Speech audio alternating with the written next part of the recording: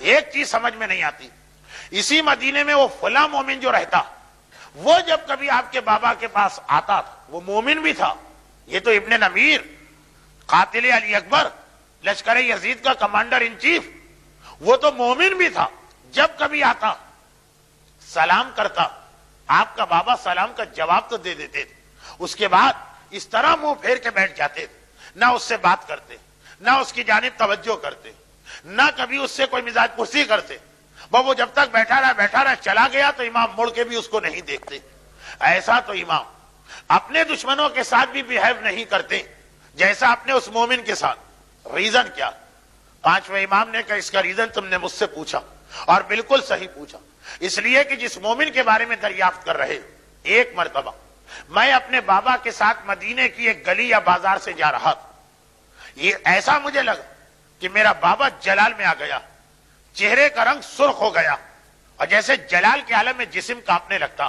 میں گھبرا گیا، میرا بابا یعنی چوتھا امام تو اتنا صابر ہے، یہ حالت کیوں؟ میں نے سامنے دیکھا، تہذیب الاسلام، یہ وہ ترجمہ ہے جو علامہ مجلسی کی کتاب حلیت المتقین کا، یہ روایت اس میں بھی، ورنہ اصل میں تو بہار میں ہے، مگر بہار کا ریفرنس دوں تو آپ چیک کیسے کریں گے؟ میں نے اردو کتاب کا ریفرنس دیا۔ فرماتے ہیں کہ میں گھبرا گیا کہ میرے بابا کی حالت کیوں ہے، تو میں نے دیکھا میرے بابا سامنے ایک نوجوان کو دیکھ رہے ہیں جو اپنے بوڑھے باپ کے ساتھ چل رہا،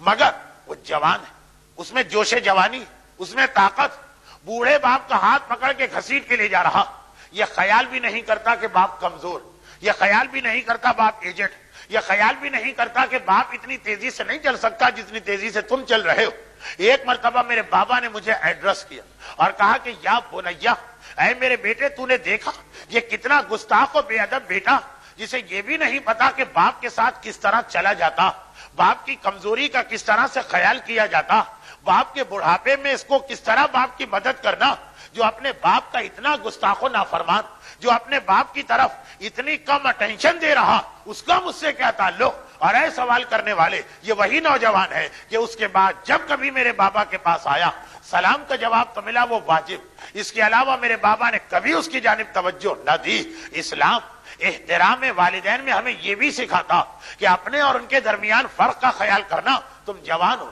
وہ بوڑھے، تم صحت مند ہو، وہ بیمار ہیں، تم اس وقت پیسے میں کھیل رہے ہو، ان کا زمانہ چلا گیا، تم ان کے ساتھ بیہیو کرنے میں یہ خیال کرنا کہ ایسا نہ ہو کہ تمہیں پتہ بھی نہ چلے۔ دیکھیے جو قرآن کی آیت ہے نبی کے بارے میں، یہ حدیث ہے امام والدین کے بارے میں، قرآن نے کہا تمہیں پتہ بھی نہ چلے تحبط اعمالکم وانتم لا تشعرون، تمہارے سارے اعمال ضائع ہو جائیں اور تمہیں پتہ بھی نہ چلے، تم توجہ بھی نہ دو کہ تم نے رسول کی شان میں کیا گستاخی کی ہے۔ والدین کی شان میں گستاخی کرنے والا، والدین کا احترام اور والدین کا خیال نہ رکھنے والا، اسلام ایک ماحول دے رہا ہے، ہیلو ڈیڈ والا نہیں، ہیلو موم والا نہیں، اسلام ایک احترام سکھا رہا، اور یہ احترام کا سلسلہ